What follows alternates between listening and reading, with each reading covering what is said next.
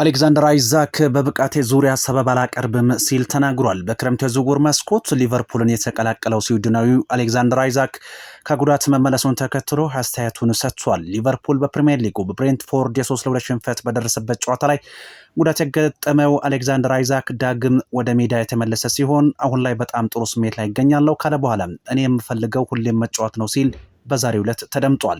በሊቨርፑል ቤት እያሳየ ካለው የአቋም መውረድ ጋር በተያያዘም ሀሳቡን የሰጠው ተጫዋቹ በእርግጥ ምንም የማቀርበው ሰበብ የለም፣ ነገር ግን በእግር ኳስ ቀላል የሚባል ነገር የለም፣ ያንንም በሂደት መቋቋም ትችላለህ ሲል አስተያየቱን ተናግሯል። ሊቨርፑል በቀጣይ ከኖቲንጋም ፎረስት በ12ኛ ሳምንት የእንግሊዝ ፕሪሚየር ሊግ በሚያደርገው ጨዋታ ላይ ይሰለፋል ወይስ አይሰለፍም የሚለው ጉዳይ ገና የታወቀ ነገር የለም። አርሰናል የፌኖርዱን የመሃል ሜዳ ተጫዋች የሆነውን የዩሪያን ቲምበርን መንታ ወንድም ኩዊንተን ቲምበርን ለማስፈረም አሁን ላይ ፍላጎት እንዳላቸው ተነግሯል።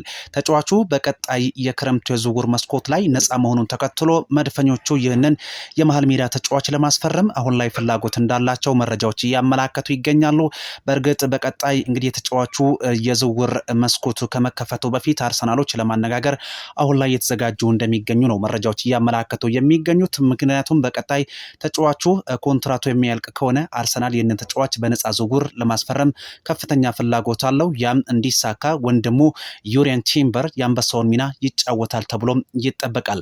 ማንቸስተር ዩናይትድ ካሪንግተንን እንዲጎበኙ ለደጋፊዎቹ ፍቃድ መስጠቱ ታውቋል። ማንቸስተር ዩናይትድ የክለቡ ደጋፊዎች ካሪንግተንን የልምምድ ማዕከሉን እንዲጎበኙ በዛሬው ዕለት እድሉን ማመቻቸቱን አስታውቋል። ደጋፊዎቹ ከሰኔ ወር ጀምሮ በቅርቡ እድሳት የተደረገለትን ካሪንግተንን መጎብኘት እንደሚችሉም ገልጿል ተብሏል። የካሪንግተን የልምምድ ማዕከል ለመጎብኘት የቀረበው ቦታ ውስን መሆኑን ተከትሎ የማንቸስተር ዩናይትድ ደጋፊዎች ይህንን ለመጎብኘት ያላቸው እቅድ ከሆነ 100 ፓውንድ ክፍያ እንደሚጠይቅም ተገልጿል። ደጋፊዎቹ መጀመሪያ ይህንን የልምምድ ማዕከል ከጎበኙ በኋላ በቀጣይ ወደ ኦልትራፎርድ ያቀናሉ ተብሎም ይጠበቃል። ይህንን ተከትሎ ማንቸስተር ዩናይትድ የልምምድ ማዕከሉን ለደጋፊዎች ክፍት ሲያደርግ በታሪክ ለመጀመሪያ ጊዜ እንደሆነም ታውቋል።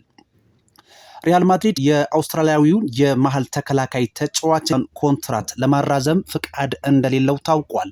በ2023 ይህንን ክለብ የተቀላቀለው ዴቪድ አልባ አሁን ላይ በጉዳት እንደሚገኝ የታወቀ ነገር ሲሆን ተጫዋቹ ወደ ሎስ ብላንኮቹ ቤት ካቀና በኋላ ለተደጋጋሚ ጊዜያት እንግዲህ በጉዳት ከሜዳ መራቁ ይታወቃል። ይህንን ተመልክቶ ሪያል ማድሪድ የተጫዋቹን ኮንትራት ለማራዘም ፍቃድ እንደሌለው የሚታወቅ ቢሆንም ከሚድልስት በርካታ ክለቦች የተጫዋቹ ፈላጊ ሆነው ብቅ ማለታቸውን ኤኤስ ያወጣው መረጃ አመላክቷል።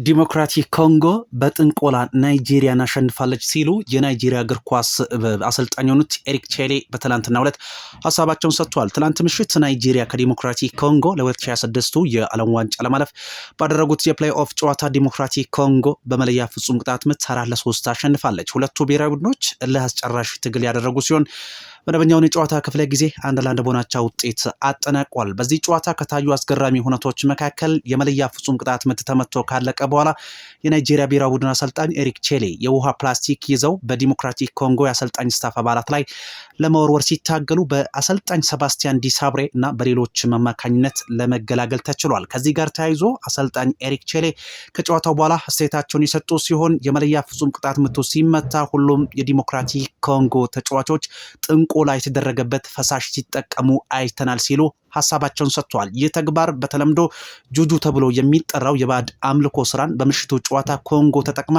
ከውድድሩ ውጪ አድርጋናለች የሚል ስሜታቸውን መቆጣጠር የተሳናቸው ኤሪክ ቼሌ ይህንን የእግር ኳስ ጸር ነው ሲሉ አክለው አስተያየታቸውን ሰጥተዋል።